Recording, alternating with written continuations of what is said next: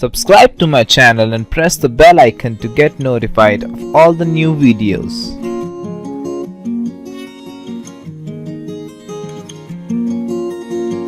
Dear students, welcome to the class of physics. तो आज हम एक दूसरा नया टॉपिक लेके चल रहे हैं और उसमें है ये टॉपिक है एक समान रूप से आवेशित वलय के कारण वैद्युत क्षेत्र की तीव्रता। वलय क्या होता है? रिंग होती है, रिंग जैसे कुकर की गास्केट समझिए, तो रिंग होती है तो उसको वलय बोलते हैं। तो वलय या रिंग के कारण जो कि चार्ज्ड है, आवेशित है, और कैसी चार्ज्ड है? एक समान रूप से आवेशित है, यानी कि सब जगह उस पर आवेश का जो डिस्ट्रीब्यूशन है, चार्ज का डिस्ट्रीब्यूशन है, वो इक्वल है, यूनिफॉर्म है। ठीक है, तो ऐसे एक रिंग के कारण, चार्ज रिंग के कारण उससे कुछ दूरी पर स्थित, उसकी अक्ष पर स्थित, यानी कि एक्सिस जो होती है रिंग की, उस पर स्थित कोई बिंदु है, वहां पर आपको विद्युत क्षेत्र की तीव्रता ज्ञात करनी है। तो चलिए करते हैं। कैसे करेंगे देखिए। मान लीजिए एक रिंग है जिसकी रेडियस माना कि a है, और इस रिंग से यहां पर इसकी जो एक्सिस है, रिंग की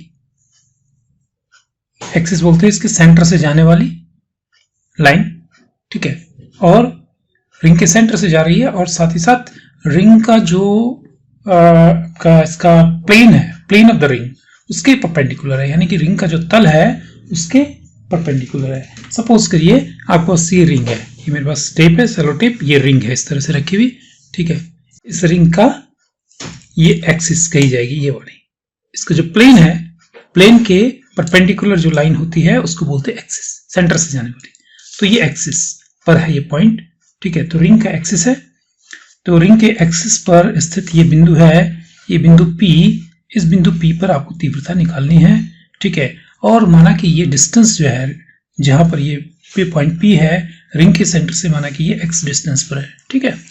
तो यहां पर आपको इसकी इंटेंसिटी चाहिए, इलेक्ट्रिक फील्ड इंटेंसिटी चाहिए due to the charge ring. और इस जो रिंग है उस पर चार्ज माना कि पूरे पे चार्ज है, ये पॉजिटिवली चार्ज है, ठीक है। और इस पर जो चार्ज है, टोटल चार्ज इसका, वो है Q। कितना है? Q चार्ज है।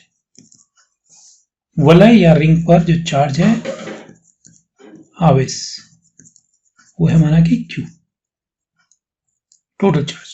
अब हम इसमें क्या करते हैं, इसको फाइंड आउट करने के लिए, क्योंकि बिंदु आवेश तो है नहीं कि हम बिंदु आवेश के कारण तीव्रता निकालें, जो आपने पढ़ा है बिंदु आवेश नहीं है, ये क्या है? एक यूनिफॉर्म चार्ज डिस्ट्रीब्यूशन है, ठीक है। ये यूनिफॉर्मली चार्ज डिस्ट्रीब्यूटेड है, यूनिफॉर्म चार्ज डिस्ट्रीब्यूशन है। तो इसमें हम क्या करते हैं कि एक छोटा सा, बहुत ही टाइनी, बहुत ही छोटा एक एलिमेंट ले लेते हैं, छोटा सा एलिमेंट ले लेते हैं, और जिसमें ये एलिमेंट ले लिया मैंने AB। इसमें जो चार्ज है मान लीजिए कितना है, DQ मान लो या डेल्टा Q मान लो, DQ चार्ज है इसमें, बहुत ही छोटा चार्ज है, ठीक है। रिंग का जो एलिमेंट है, वलय का अवयव, कौन सा अवयव? AB पर आवेश बहुत छोटा है, DQ आवेश, ठीक है। स्मॉल क्वांटिटी के लिए हम क्या करते हैं, D लगा देते हैं, डेल्टा भी लगा सकते हैं। तो DQ चार्ज है इस वलय के छोटे से एलिमेंट में एक, ठीक है। अब इस चार्ज को आप ट्रीट कर सकते हैं एक बिंदु आवेश की तरह, तो इसके कारण यहां पर तीव्रता हम कैलकुलेट कर सकते हैं। तो पहले तो देखते हैं, यहां से यह डिस्टेंस तो है A, राइट। यहां से इसको हम मिलाते हैं पॉइंट P से, ये डिस्टेंस मान लीजिए R है। तो क्या हुआ, बिंदु आवेश की तरह इसको ट्रीट करेंगे, तो DQ आवेश से R दूरी पर स्थित ये पॉइंट P है, यहां पर विद्युत क्षेत्र की तीव्रता आपने पढ़ा हुआ है, बिंदु आवेश के कारण विद्युत क्षेत्र की तीव्रता कितना होता है। तो DQ के कारण, DQ क्या चीज है? ये चार्ज एलिमेंट, ठीक है, वलय का ये अवयव है। तो अवयव, वलय के अवयव, वलय या रिंग भी बोलते हैं इसको, अवयव, सूक्ष्म अवयव AB के कारण बिंदु P पर विद्युत क्षेत्र की तीव्रता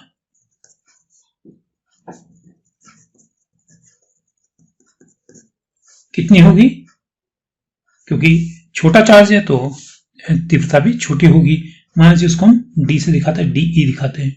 डीई वैल्यू कितना आता है, फॉर्मूला आप जानते हैं, आपने पढ़ा, विद्युत क्षेत्र की तीव्रता बिंदु आवेश के कारण 1/4 पाई एप्सिलॉन नॉट के। तो एप्सिलॉन नॉट आपको होता है, एप्सिलॉन नॉट क्या होता है, वो परमिटिविटी ऑफ फ्री स्पेस यानी कि निर्वात की विद्युतशीलता, और के क्या है, relative permittivity of the medium. ठीक है, यहाँ पर जो माध्यम होगा उसकी रिलेटिव परमिटिविटी, आप बोल सकते हैं इसको पराविद्युतांक। ठीक है, माध्यम का, और बाकी आवेश बटे आर स्क्वायर। आवेश कितना है, यहाँ पर डी क्यू चार्ज है, इस एलिमेंट पे चार्ज कितना है, डी क्यू। ठीक है, अपॉन यहां से यहां तक की डिस्टेंस कितनी है, आर। ठीक है, उसका स्क्वायर। और इसकी डायरेक्शन क्या होती है, इस विद्युत क्षेत्र की डायरेक्शन क्या होगी, आप समझ सकते हैं, क्योंकि ये धनावेश है, मान लीजिए तो धनावेश है, तो इसको मिलाने वाली रेखा के अनुदिश और धनावेश से दूर, यानी कि ये डायरेक्शन इसकी होगी।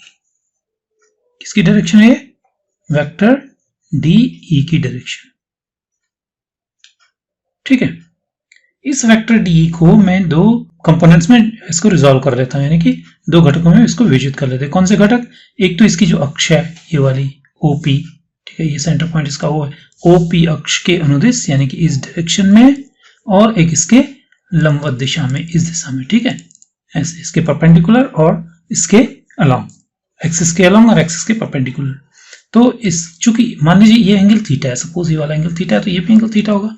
ठीक है, तो ये वाला कंपोनेंट इसका क्या बनेगा, एक्सिस की डायरेक्शन में इसका कंपोनेंट बनेगा डीई कॉस थीटा, राइट। और ये वाला कंपोनेंट क्या बनेगा, यहां से एक्सिस के परपेंडिकुलर कंपोनेंट क्या बनेगा, डीई साइन थीटा। ये आपको पता है कि किसी वेक्टर को जब हम रिजॉल्व करते हैं तो क्या होता है, उसमें जिधर एंगल थीटा होता है, ये आपको लर्न होगा, क्या करते हैं, उधर कॉस लेते हैं, उसका कॉस वाला कंपोनेंट आता है, और जिधर थीटा नहीं होता वो उसका क्या होता है, साइन वाला कंपोनेंट होता है। ठीक है, तो इस तरह से रिजॉल्व कर लिया।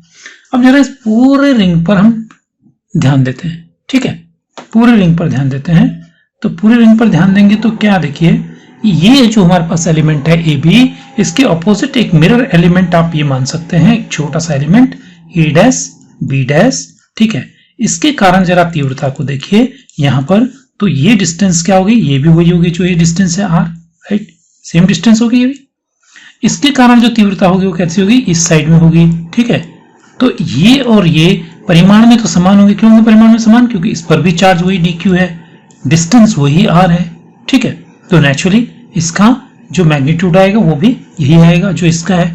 ठीक है ना, सेम मैग्नीट्यूड आ जाएगा, लेकिन दिशा इसकी इधर है। और इसको अगर रिजॉल्व करोगे, जैसे आपने इसको वियोजित किया है, घटकों में वियोजित किया है, एक तो इस क्या कहते हैं आपका, ये एक तो एक्सिस के अलोंग। ठीक है, तो इसका भी आ जाएगा इसी तरह से डी कॉस थीटा, और एक इसका परपेंडिकुलर आ जाएगा डी साइन थीटा, राइट। तो आप देखेंगे कि डी साइन थीटा और डी साइन थीटा एक दूसरे के ऑपोजिट है, जबकि डी कॉस थीटा क्या है, इसके भी और इसके भी वो क्या होंगे, वो क्या हो जाएंगे, एड अप हो जाएंगे। क्यों एड अप हो जाएंगे, क्योंकि एक ही डायरेक्शन में है। ठीक है, एक ही डायरेक्शन में होने के कारण ऐड हो जाएंगे। तो ऐसे ही पूरे अगर हम रिंग पर ध्यान दें तो पूरे रिंग में प्रत्येक जो एलिमेंट हम लेंगे, कोई सा भी एलिमेंट इसमें लेंगे, उसके सामने जरूर कोई ना कोई मिरर एलिमेंट होगा, जिसकी वजह से इसके जो वर्टिकल कंपोनेंट्स होंगे वो सब क्या क्या क्या हो जाएंगे, वो सब कैंसिल हो जाएंगे एक दूसरे से। तो ये वर्टिकल कंपोनेंट तो कैंसिल हो जाएंगे, सिर्फ कौन से एडअप हो जाएंगे, डी कॉस थीटा, यानी कि कौन से वाले, जो आपके इसके अनुदिश है, किसके, एक्सिस के अनुदिश है। ठीक है, तो फाइनल तीव्रता क्या आ जाएगी, इसलिए हम कह सकते हैं पूरे रिंग के कारण। ठीक है, तो संपूर्ण वलय के कारण, वलय के कारण, ये तो वलय के अवयव ए बी के कारण था। ठीक है, और ये वलय के कारण, संपूर्ण वलय के कारण आप कह सकते हैं, संपूर्ण वलय के कारण कहां पर, बिंदु पी पर परिणामी तीव्रता, विद्युत क्षेत्र की तीव्रता कितनी आनी चाहिए, क्या काम है, E इक्वल कितना हो जाएगा, जैसे ये आपके हैं डी कॉस थीटा। ठीक है, तो डी कॉस थीटा, इसका डी कॉस थीटा, इस वाले का वेक्टर डी का, ऐसे दूसरे वाले का, ऐसे तीसरे वाले का, सबके डी कॉस थीटा क्या होंगे, एड अप हो जाएंगे। तो इसका क्या करेंगे आप, सम करेंगे, सम करेंगे कि सिग्मा करेंगे। ठीक है, सिग्मा डी कॉस थीटा। ठीक है, तो ये आ जाएगा, ये आप इसको लिख सकते हैं सिग्मा डी कॉस थीटा का वैल्यू क्या होता है, ये डी का वैल्यू तो ये है हमारे पास 1/4 पाई एप्सिलॉन नॉट के D Q upon R square into cos theta और कर देंगे कॉस थीटा। ठीक है, अब इसमें देखिए 1/4 पाई एप्सिलॉन नॉट के, ये तो सब कांस्टेंट है। ठीक है, आर भी कांस्टेंट है क्योंकि प्रत्येक एलिमेंट की जो डिस्टेंस होगी पॉइंट पी से वो आर सेम होगी। ठीक है, तो आप क्या करेंगे, ये सब चीजें बाहर ले देंगे जो कांस्टेंट है 1/4 पाई एप्सिलॉन नॉट के। ठीक है, और आर भी आ जाएगा बाहर, आर स्क्वायर बाहर आ जाएगा, और कॉस थीटा सबके लिए थीटा भी सेम होगा। ठीक है ना, थीटा भी हर एक के लिए सेम होगा, तो कॉस थीटा भी आप क्या कर सकते हैं, बाहर ले सकते हैं। केवल क्या बचा आपके पास, डी क्यू। ठीक है, और डी क्यू का मतलब सिग्मा डी क्यू मतलब ऐसे ऐसे जितने भी आपके एलिमेंट्स हैं, ठीक है, वलय के जो अवयव हैं, छोटे छोटे अवयव, इन सबके आवेशों का, इन सबके चार्ज का टोटल, और जो कि आपको पता है कि टोटल चार्ज तो कितना है, क्यू है, यानी कि सिग्मा डी क्यू कितना है, क्यू है। ठीक है, तो आप सिग्मा डी क्यू की जगह क्या रख देंगे, क्यू रख देंगे। तो अब क्या करेंगे, 1/4 पाई एप्सिलॉन नॉट के, ठीक है, और cos theta upon R square, और डी क्यू की जगह, सिग्मा डी क्यू की जगह Q, because sigma D Q is equal to Q. ठीक है, टोटल चार्ज क्यू है। अब बात आती है कि कॉस थीटा की वैल्यू, कॉस थीटा की वैल्यू कितनी होगी। ठीक है, तो थोड़ी सी ज्योमेट्री देख लेते हैं यहां पर इसी डायग्राम में। जो देखिए कॉस थीटा का वैल्यू और आर का वैल्यू यहां पर मैं अलग से कैलकुलेट कर लेता हूं। ठीक है, देखिए ये डायग्राम आप देखिए, ये वाला ट्राइंगल देखिए, ये ट्राइंगल, इस ट्राइंगल में थीटा ये है, थीटा क्या हो, थीटा ये है, तो ये है इस पर 90 डिग्री का एंगल। ठीक है, ये एक राइट एंगल ट्राइंगल बन रहा है, यानी कि समकोण त्रिभुज बन रहा है। इस समकोण त्रिभुज में इस एंगल के सामने वाली जो भुजा होगी, यानी कि ये वाली भुजा, ये क्या है, ये तो लंब हो गई, यानी कि परपेंडिकुलर हो गई। ये वाली बेस हो गई, और ये वाली जो भुजा है वो क्या हो गई, ये हो गई कर्ण, यानी कि हाइपोटेनस। तो आप जानते हैं कॉस थीटा क्या होता है, कॉस थीटा होता है आधार बटे कर्ण, यानी कि x अपॉन आर। ठीक है, तो कॉस थीटा का वैल्यू क्या होगा, x अपॉन आर, पर आर का वैल्यू पहले निकाल लें, आर का वैल्यू फाइंड आउट करेंगे इसी से। तो क्या आएगा, कर्ण का वर्ग बराबर लंब का वर्ग प्लस आधार का वर्ग। ठीक है, तो ये आप जानते हैं कि R square is equal to क्या हो जाएगा, ए स्क्वायर प्लस एक्स स्क्वायर, या एक्स स्क्वायर प्लस ए स्क्वायर। ठीक है, तो इससे आर का वैल्यू निकाल सकते हैं under root x square plus ए स्क्वायर। तो ये तो हम निकल गया हमारे पास आर, और अब हमारे को फाइंड आउट करना है क्या, कॉस थीटा। तो कॉस थीटा का वैल्यू मैंने बताया आपको क्या होता है, बेस अपॉन हाइपोटेनस, तो आधार हो गया ओ पी, और कर्ण हो गया यहां से यहां तक का। ठीक है, तो क्या हो गया, एक्स अपॉन आर। ठीक है, ये अपॉन एक्स अपॉन, ठीक है, तो आप ये लिख सकते हैं ज्यामिति से ये बन गया बस। ठीक है, आर का वैल्यू हो गया, कॉस थीटा का वैल्यू हो गया, ये वैल्यू आप यहां रख दीजिए, आर और कॉस थीटा का वैल्यू। देखिए क्या क्या रखते हैं, 1/4 पाई एप्सिलॉन नॉट के, कॉस थीटा का वैल्यू क्या बताया मैंने, x upon R square into Q. अब r का वैल्यू भी रख लेते हैं, r की पावर कितनी हो गई, r एक ये है, r स्क्वायर ये है, तो r की पावर 3 हो गई। तो क्या होगा, 1/4 पाई एप्सिलॉन नॉट के x upon r raise to the power 3 into Q, basically qx upon r raise to the power 3 equal to 1/4 pi epsilon naught के क्यू x अपॉन r का value आप बताइए क्या है, एक्स स्क्वायर प्लस ए square, और इसका square root, तो इसको आप ऐसे भी लिख सकते हैं, एक्स स्क्वायर प्लस ए स्क्वायर, स्क्वायर रूट का मतलब होता है 1/2 पावर। ठीक है, तो 1/2 पावर हो गई r की, r is equal to X square plus A square raise to the power 1/2। तो यहाँ पर कितनी पावर है, 3 पावर है, तो कितना हो जाएगा, 3 पावर करेंगे इसकी, r की पावर 3, तो इसको कितना हो जाएगा, 3/2 हो जाएगा। ठीक है, तो क्या लिखेंगे, X square plus A square raise to the power 3/2, ये बन जाएगा विद्युत क्षेत्र की तीव्रता का फॉर्मूला। किसके कारण, एक रिंग जो कि चार्ज्ड है, यूनिफॉर्मली चार्ज्ड है, एक समान रूप से आवेशित वलय या चार्ज्ड रिंग के कारण उसकी जो अक्ष है उस पर, उसके केंद्र से x दूरी पर स्थित किसी बिंदु पर विद्युत क्षेत्र की तीव्रता का फॉर्मूला। E is equal to 1/4πε0 k q x/x² plus a²(3/2). तो आप यहाँ ध्यान देंगे कि ये तो आप सब जानते हैं कि 4πε0 क्या है, k क्या है, ठीक है, परमिटिविटी ऑफ फ्री स्पेस, ये relative permittivity of the medium, ठीक है, q क्या है, वलय का टोटल चार्ज यानी कि चार्ज ऑन द रिंग, ठीक है, x क्या है, x वो डिस्टेंस है वलय के सेंटर से, रिंग के सेंटर से, ठीक है, उस बिंदु तक की जहां पर आपको विद्युत क्षेत्र की तीव्रता निकालनी है। और एक चीज रह गई ए क्या है, ये रिंग का रेडियस यानी कि रेडियस की त्रिज्या है, ठीक है। तो ये इस तरह से आप इसको कैलकुलेट कर लेंगे और इसकी डायरेक्शन भी देख लेते हैं। डायरेक्शन क्या है, हमने देखा था डायरेक्शन, मैंने कहा था कि जो एक्सेस के अलोंग जो है डी कॉस थीटा जो बने थे हमारे, वो सारे एड अप हो गए थे, ठीक है। तो एक मात्र ये डायरेक्शन और इधर वाले जो है एक्सिस के जो परपेंडिकुलर जो इसके घटक थे, कंपोनेंट्स थे, वो सब आपस में कैंसिल आउट हो गए थे। तो केवल कौन सी डायरेक्शन रह गई इसकी, एकमात्र कौन सी, वलय की जो एक्सिस है यानी कि इसकी अक्ष है, अक्ष के अनुदिश, ठीक है। तो आप कहेंगे अक्ष के अनुदिश। अब बात आती है अनुदिश किस ओर, वलय की ओर कि वलय से दूर। अगर वलय है पॉजिटिवली चार्ज्ड, ठीक है, तो वलय से दूर होगी, ठीक है। और अगर नेगेटिव चार्ज है, चूंकि नेगेटिव चार्ज में क्या होता है, आवेश की ओर होता है, ठीक है, तो तब उस केस में आप क्या करेंगे, वलय की ओर, ठीक है, रिंग की ओर हो जाएगा। और इस केस में अगर पॉजिटिव चार्ज है अक्ष के अनुदिश, वलय से दूर, ठीक है। ये इसमें टोटल इसका फॉर्मूला और साथ ही साथ इसकी डायरेक्शन, ठीक है। तो इस तरह से आप इसको कैलकुलेट कर लेंगे, intensity of electric field due to a uniformly charged ring, ठीक है, आवेशित वलय के कारण विद्युत क्षेत्र की तीव्रता। इसमें एक कंडीशन देखते हैं, वो कंडीशन ये है कि अगर x का वैल्यू 0 हो, यदि x बराबर 0 यानी कि x अगर 0 होगा तो पॉइंट P कहां होगा, x क्या है, पॉइंट P की जो पॉइंट P है ना हमारा, जहां पे विद्युत क्षेत्र निकालना है, उसका डिस्टेंस है कहां से, सेंटर से, वलय के सेंटर से, रिंग के सेंटर से। अगर ये 0 हो तो ये P कहां जाएगा, इसके सेंटर में, यानी कि अगर x का वैल्यू 0 है तो कहां पर तीव्रता निकाल रहे हैं, वलय के सेंटर पे। तो वलय के सेंटर में x इक्वल टू 0 का मतलब क्या हुआ, वलय के केंद्र पर, रिंग के सेंटर में, वलय के केंद्र पर।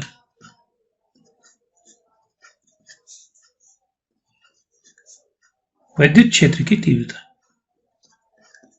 क्या करना है, इस फॉर्मूले में सिर्फ x का वैल्यू 0 रख देना है और आंसर आ जाएगा। तो E इज इक्वल टू क्या आएगा, 1/4πε0 k q, x का वैल्यू आप 0 करेंगे ना, ठीक है, तो क्या आ जाएगा 0 और ये सारा 0 हो जाएगा, ठीक है। तो वलय के सेंटर में कितना होता है, विद्युत क्षेत्र की तीव्रता 0 होती है, ठीक है। एक और कंडीशन देखते हैं, यदि x is much greater than a, यानी कि वलय की जो रिंग की जो त्रिज्या है यानी कि रेडियस है, उसकी कंपैरिजन में अगर जो x है जहां तीव्रता निकालनी है वो पॉइंट बहुत ज्यादा दूर है, तो उस केस में क्या होगा, उस केस में E इज इक्वल टू कितना हो जाएगा, आप देखिए E इज इक्वल टू उस केस में क्या होगा, फॉर्मूला लगाएंगे 1/4πε0 k, ठीक है, q x/x² प्लस a²। जब x बड़ा है a की तुलना में बहुत बड़ा, तो नेचुरली क्या होगा, x² is much greater than a²। तो क्या करेंगे आप, a² नेग्लिजिबल होगा x² के कंपैरिजन में, तो a² को छोड़ देंगे, बाकी इसको लिख लेंगे। तो x² rays to the power 3/2, ठीक है, तो कितना आ जाएगा, 2 से 2 कट गया तो कितना आ गया, x रेज़ टू पावर 3, ठीक है। तो क्या बनेगा 1/4πε0 k q x raise to the power 3। तो क्या होगा, एक x से एक x कट जाएगा तो कितना आ जाएगा, E is equal to final result 1/4πε0 k q x²। ये कब होगा, ये उस कंडीशन में होगा जब x का वैल्यू बहुत बड़ा है रिंग के रेडियस से, ठीक है। तो उस केस में ये फॉर्मूला ये बन जाता है, ठीक है। तो बड़ी दूरियों के लिए अक्षय बिंदु पर विद्युत क्षेत्र की तीव्रता होती है, बहुत ज्यादा दूरियों के लिए वह वलय कैसे व्यवहार करता है, ठीक वैसे ही जैसे कि एक बिंदु आवेश का व्यवहार होता है, यानी कि उसका बिहेवियर चेंज हो जाता है। वो आप उसको एक पॉइंट चार्ज की तरह ले सकते हैं, जैसे कि वो एक वलय न होकर के क्या हो, अपने आप में एक पॉइंट चार्ज हो। तो पॉइंट चार्ज के कारण विद्युत क्षेत्र की तीव्रता का जो फॉर्मूला था वही फॉर्मूला इसमें भी लगेगा, ठीक है। x दूरी पर स्थित किसी बिंदु पर विद्युत क्षेत्र की तीव्रता वलय के कारण उतनी होती है जितनी की x दूरी पर स्थित किसी बिंदु पर किसी बिंदु आवेश के कारण होती है। ठीक, अब इसमें एक चीज और देख लेते हैं कि वलय यानी कि रिंग की जो अक्ष पर वैद्युत क्षेत्र की अधिकतम तीव्रता की स्थिति क्या होगी। ठीक है, मैक्सिमम तीव्रता कहां पर होगी। हमने हमारा देखा था हमने फॉर्मूला, ये रिंग हमारे पास थी, इस पर चार्ज था Q, रिंग पर चार्ज था, टोटल चार्ज Q था, और यहां से हमने जो तीव्रता निकाली थी वो इस पॉइंट P पर निकाली थी, जो कि इसकी अक्ष पर स्थित किसी बिंदु पर, जो कि यहाँ से x दूरी पर स्थित बिंदु है, यहाँ पर तीव्रता हमने निकाली थी। यहाँ पर तीव्रता जो हमारे पास आई थी E, वो कितनी आई थी, E का वैल्यू हमने देखा था E = 1/4πε0k, ठीक है, Q x/x² + a² 3/2 थी। ठीक है, तो ये E जो होता है वो x पे डिपेंड करता है, कहने का मतलब ये। ठीक है, x के चेंज होने पर E भी चेंज होता है। आपको क्या निकालना है, जो रिंग की अक्ष पर विद्युत क्षेत्र की अधिकतम तीव्रता की पोजीशन यानी कि x फाइंड आउट करना, वो x फाइंड आउट करना है जहां पर तीव्रता E का वैल्यू मैक्सिमम आए। तो मैक्सिमम निकालने के लिए हम क्या करते हैं, हम इसका चूंकि x पे डिपेंड कर रहा है तो x का ये फंक्शन है E, तो हम क्या करेंगे, इसको x के रिस्पेक्ट में क्या करेंगे, डिफरेंशिएट करेंगे और उसको 0 के इक्वल रख देंगे, यानी कि d/dx को 0 रख देंगे मैक्सिमम पोजीशन निकालने के लिए। इसकी मैक्सिमम वैल्यू किस पोजीशन पे आएगी ये निकालने के लिए। ठीक है, मैक्सिमम मिनिमा अगर आपने ट्रिग्नोमेट्री में पढ़ा होगा तो आपको ध्यान होगा कि आप मैक्सिमम मिनिमा में के लिए क्या करते हैं, फर्स्ट डेरिवेटिव निकालते हैं, जिसका आपको मैक्सिमम वैल्यू चाहिए होता है। ठीक है, उसकी पोजीशन चाहिए होती है, किस पोजीशन में मैक्सिमम होगा, तो आप उसके लिए इसका फर्स्ट डेरिवेटिव यानी कि d/dx निकालते हैं। ठीक है, डिफरेंशिएट करते हैं, तो करते हैं इसको d/dx ऑफ E का वैल्यू तो देखिए 1/4πε0k qx/x² + a² 3/2 आपको 0 रखना है। इसमें जो x से रहित पद हैं यानी कि जो कॉन्स्टेंट्स हैं वो हम इसके बाहर ले लेंगे, तो क्या आएगा 1/4πε0k। ठीक है, q भी बाहर आ जाएगा, x ये आएगा d/dx के अंदर, यानी कि इसका आपको डिफरेंशिएट करना है, x इंटू ये चीज भी है, ये ऊपर जाकर क्या हो जाएगा, माइनस पावर हो जाएगी, x² + a² ⁻³ 3/2 ऐसे बन जाएगा ये फंक्शन 0। ये हो गया। इसको आप कैसे लिख सकते हैं, जरा देखिए, ये जितना भी कांस्टेंट है ये इसको आप इस साइड ले जाएंगे यानी कि राइट साइड ले जाएंगे, तो क्या होगा, ये डिनोमिनेटर में जाएगा, तो 0 कोई भी नॉन जीरो नंबर होता है उसका कितना हो जाता है, वैल्यू 0 होता है, 0.something इज 0। ठीक है, तो ये सब 0 हो जाएगा, तो बचेगा क्या आपके पास, d/dx x² + a² ⁻³ 3/2 x। ठीक है, ये दो चीज बची = 0। अब इसका डिफरेंशिएट करेंगे। अब डिफरेंशिएट करने के लिए आपके पास एक फंक्शन ये है, एक फंक्शन ये है, इन दोनों फंक्शन का मल्टीप्लिकेशन है। तो कैसे करते हैं, दो फंक्शन का मल्टीप्लिकेशन का डिफरेंशिएट करते हैं तो क्या करते हैं कि उसको आप पहले फंक्शन करते हैं, पहला function into differentiation of second plus second function into differentiation of first. तो क्या करेंगे, x² फर्स्ट फंक्शन लिख लेंगे पहले, a² ⁻³ into differentiation of second यानी कि d/dx ऑफ x प्लस क्या करेंगे अब second function x into d/dx of first function, क्या है, x² + a² ⁻³ 3/2 0। x² + a² ⁻³ और ये तो हो जाएगा d/dx ऑफ x कितना हो जाएगा, x का डिफरेंशिएशन x के रिस्पेक्ट में कितना होता है 1, तो ये तो 1 हो गया, प्लस x इसका डिफरेंशिएट करेंगे, तो कैसे करेंगे, इसको डिफरेंशिएट करेंगे x की पावर n के फॉर्मूले से, क्या होता है n x की पावर n - 1, x की पावर n का n का डिफरेंशिएशन क्या होता है n x की पावर n - 1, तो क्या हो जाएगा n यानी कि पावर जो कि पहले आगे आ जाएगी, -3/2 पहले आगे आ गई। अब आ गया x² + a² -3/2 और -1 n - 1 मतलब इसमें 1 लेस हो जाएगा। और फिर इसका भी डिफरेंशिएट करना है, इसको डिफरेंशिएट करना है साथ में, इंटू कितना, x² का डिफरेंशिएशन 2x और a² का 0 होता है, तो उसको छोड़ देंगे, इसको रहने देते हैं 0। x² + a² -3/2 है यहाँ पर। ठीक है, तो मैं एक काम करता हूं, इसमें एक्स स्क्वायर प्लस ए स्क्वायर का डिवाइड किया और एक्स स्क्वायर प्लस ए स्क्वायर का मल्टीप्लाई किया, ठीक है, कोई फर्क नहीं पड़ेगा। अब यहां देखिए ये कितना आ जाएगा, 2 से 2 कट जाएगा, ठीक है, तो x यहां पर है -3 और x, तो कितना होगा -3x स्क्वायर, ठीक है, और X square plus A square rest to the power -3/2 और -1 ऐड हो जाएंगे, तो -5/2 इक्वल टू 0। अब ये हमने ऊपर नीचे मल्टीप्लाई किया, क्यों किया था, ताकि यहां से जो एक पावर है एक्स स्क्वायर प्लस ए स्क्वायर की, यहां भी एक्स स्क्वायर प्लस ए स्क्वायर की -3/2 पावर है, ये ऊपर जाएगा तो ये पावर नेगेटिव यानी कि -1 हो जाएगी, तो क्या बनेगा, X square plus A square rest to the power कितना हो जाएगा, ये भी -5/2 हो जाएगा और ये बच जाएगा, एक्स स्क्वायर प्लस ए स्क्वायर बच जाएगा यहाँ पर, और ये प्लस माइनस माइनस हो जाएगा, 3x स्क्वायर प्लस ए स्क्वायर की पावर -5/2 इज इक्वल टू 0। अब समझ में आ गया होगा कि एक्स स्क्वायर प्लस ए स्क्वायर का हमने ऊपर नीचे मल्टीप्लाई क्यों किया, ताकि ये पावर्स सेम हो जाएं और इनको हम कांस्टेंट ले सकें।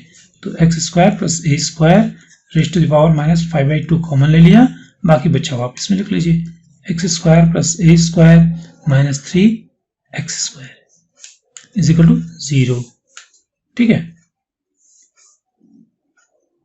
और ये 0 कब होगा जरा बताइए, एक्स स्क्वायर प्लस ए स्क्वायर ये तो 0 हो नहीं सकता, क्योंकि रिंग का जो रेडियस है वो 0 होगा नहीं, एक्स अगर 0 हुआ भी बाय द वे तो ए रेडियस 0 नहीं हो सकता, इसलिए ये तो 0 होने संभव नहीं, ये वाला टर्म 0 नहीं हो सकता, ठीक है, फर्स्ट टर्म इसका 0 नहीं हो सकता, तो 0 ये नहीं हो सकता, लेकिन इनका मल्टीप्लिकेशन 0 है, इसका मतलब केवल इसी को 0 होना पड़ेगा, इसलिए इंप्लाइज दैट क्या होगा, x square plus A square -3x square equal to 0, ये होगा, ठीक है, और a square -2x square, x square -3x square कितना हो जाएगा, 2x square equal to 0, implies that कितना हो जाएगा, ए square equal to 2x square, implies that x square equal to a square by 2, implies that क्या आएगा, x is equal to plus minus a square by 2 का square root, यानी कि plus minus A by √2, ये x का value आएगा, इस value पर